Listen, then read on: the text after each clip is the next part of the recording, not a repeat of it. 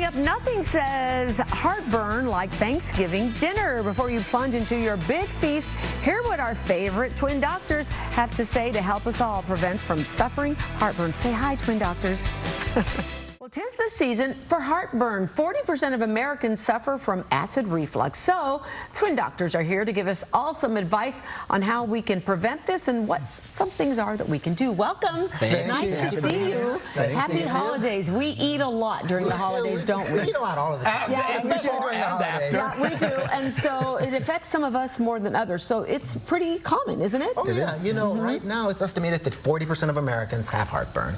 And the percentage of Americans with heartburn has gone up by 200% over the last 20 years. 200. That's what they say. Now, I don't know if more people are having heartburn or more people are just being diagnosed now because we're more, we're recognizing the symptoms more. But yeah, the numbers have skyrocketed. Okay, and so we know this as gastroesophageal reflux disease. GERD. Yes. So, and is GERD, is that a wide umbrella? Because heartburn can be caused by all kinds of things, right? It actually is. So GERD is kind of like the wastebasket diagnosis, and then you can break it down more. There's gastroesophageal reflux disease. There's what they call heartburn reflux, and then there's what they call throat burn reflux. Okay. And so heartburn reflux is what you classically think of as heartburn. You get the discomfort here. Right. Throat burn, a lot of times you don't have discomfort, but you get a weird sensation like in the throat. You get a burning, you feel hoarse, you feel like you have a ball in the throat. Right. But they're all GERD. Yeah. They're all GERD. You know, it's interesting because I had never had heartburn until I got pregnant. That's probably a common side effect, right? That is a very common side effect of pregnancy. Okay, so, and we don't really know what causes it in some cases, right? Well, but we kind of do and we don't. I mean,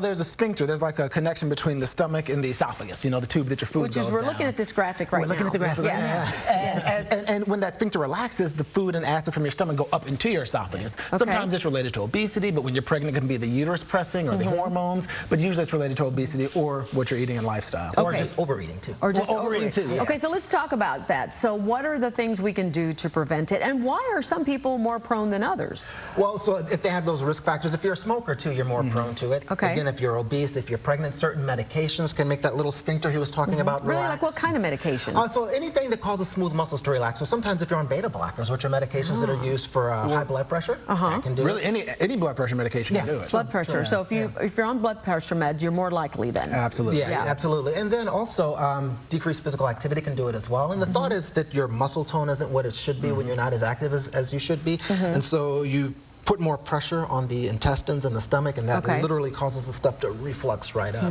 Which is also why obesity does it. Okay, which makes sense. So at any point should you be concerned about your health if you have GERD? Absolutely. I think people think of heartburn as like a minor nuisance, but the acid doesn't belong in your esophagus. It belongs in the stomach. And so you can get a condition called Barrett's esophagus, which is like a precancerous condition in the esophagus, but you can actually also get cancer of the esophagus or strictures, which are kind of like little rings in the esophagus to prevent the food from going down. So it can be actually serious. And it can also exacerbate your asthma because you can actually aspirate the acid into your lungs. Oh. Now, I recall hearing something not too long ago about that constantly taking acid reflux, like pills, like a Tums or something like that, is not a good thing. No, it's not.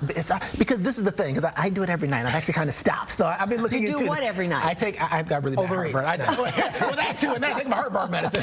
But no, the thing is, like, you're reducing the production of acid in your stomach. But the acid actually serves a purpose. Not only does it digest your food, but it also prevents all these bad things like bacteria and viruses from getting access into your body. So you don't want to over-reduce the production of acid. So you want to find that happy medium. Okay, so at what point is it time to get a doctor's help?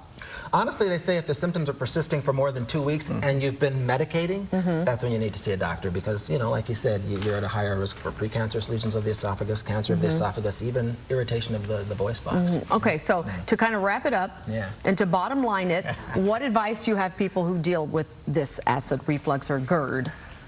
Don't overeat if you can, So Thanksgiving, good luck. But in general, we say no big meals, just kind of graze all throughout the day. If you smoke, don't smoke. If you're doing the caffeine, because caffeine makes GERD worse, decrease the caffeine, decrease the alcohol, decrease the chocolate. These are all things that can make it worse. And if it doesn't get better, lose weight. If that doesn't help, see your doctor. Well, you are no fun.